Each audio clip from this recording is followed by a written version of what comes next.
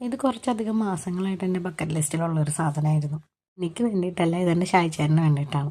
ബർത്ത്ഡേക്ക് കരിങ്കാലിയിൽ വെള്ളിയും കൊണ്ട് ഉണ്ടാക്കി കഴിഞ്ഞ ഒരു ബ്രേസ്ലെറ്റ് കൊടുത്തായിരുന്നു. അപ്പോൾ അത് ആൾക്ക് ഭയങ്കര ഇഷ്ടമായി. അപ്പോൾ ഒരു മാലയും കൂടി എനിക്ക് ഇഷ്ടമാണെന്ന് വെറുതെ ഒന്ന് പറഞ്ഞു. എൻ്റെ വലിയ വലിയ ആഗ്രഹങ്ങളും വലിയ വലിയ ഇഷ്ടങ്ങളും ഒക്കെ സാധിച്ച എന്നെ ആൾക്കടെ ഈ കുഞ്ഞു കുഞ്ഞു ആഗ്രഹമെങ്കിലും ഞാൻ സാധിച്ചു കൊടുക്കണ്ടേന്ന് വിചാരിച്ച് ഞാനിങ്ങനെ കരുതി കരുതി വെച്ചതാണ്. ഇത് നമ്മുടെ പെരുമ്പാവൂരുള്ള ചുങ്ക് ജ്വല്ലറിയാണ് കേട്ടോ. ഇവർക്ക് അടുത്ത് ഞാനാണെങ്കിൽ 2-3-4 ആഴ്ചകളൊക്കെ മുന്നേ പറഞ്ഞിങ്ങനെ സ്റ്റോക്ക് ചെയ്ത് വെച്ചേക്കണേയാണ്. അവിടെ തീർന്നു പോയിട്ട് അവർ വേറൊരു ഷോപ്പിൽ നിന്ന് വരുത്തിച്ചിട്ട് എനിക്ക് വേണ്ടിയിട്ട് മാറ്റി വെച്ചു. അവിടെ എനിക്ക് ഒരുപാട് ടാക്സ് ഉണ്ട്. അവിടുത്തെ എല്ലാ സ്റ്റാഫ്സും ഭയങ്കര ഫ്രണ്ട്ലി ആയിട്ടുള്ള സ്റ്റാഫ്സാണ്.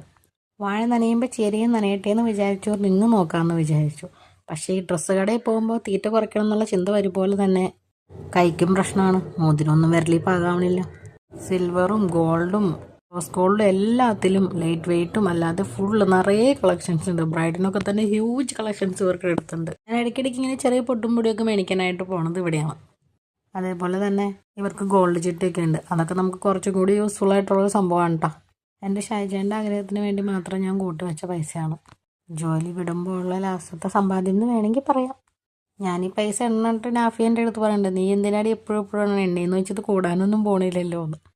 പറഞ്ഞത് ഒരു കണക്കിന് ശരിയാണ്. എന്നാലും എൻ്റെ സബറത്തേക്ക് വേണ്ടിയിട്ട് ഞാൻ ഇങ്ങനെ എണ്ണിക്കൊണ്ടിരിക്കുകയാണ്. ഡിസ്കൗണ്ടൊക്കെ ചേട്ടാണ് കേട്ടോ തന്നത്.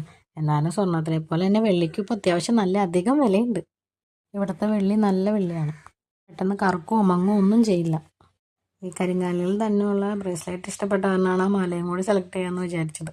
പിന്നെ അതിൻ്റെ പെൻഡൻറ്റും ഇങ്ങനെയൊക്കെയാണെന്ന് പറഞ്ഞായിരുന്നു. അപ്പോൾ അതും അന്വേഷിച്ച് വന്നു. എന്തായാലും ആ സെയിം സംഭവം തന്നെ കിട്ടിയതിൽ എനിക്ക് വലിയ സന്തോഷമുണ്ട്. പിന്നെ കുറച്ച് നേരം അവരൊക്കെ ആയിട്ട് ഇത് വർത്താനം പറഞ്ഞു. പിന്നെ സാധനം ബില്ല് ചെയ്ത് കൈ കിട്ടിയപ്പോൾ സന്തോഷമായി. പിന്നെ അവിടുത്തെ ഒരു ഗിഫ്റ്റും കിട്ടി. പിന്നെയും കുറച്ചും കൂടി അതിന് വർത്താനം പറഞ്ഞിരുന്നു. പിന്നെ നേരെ പോന്നു. Bye bye.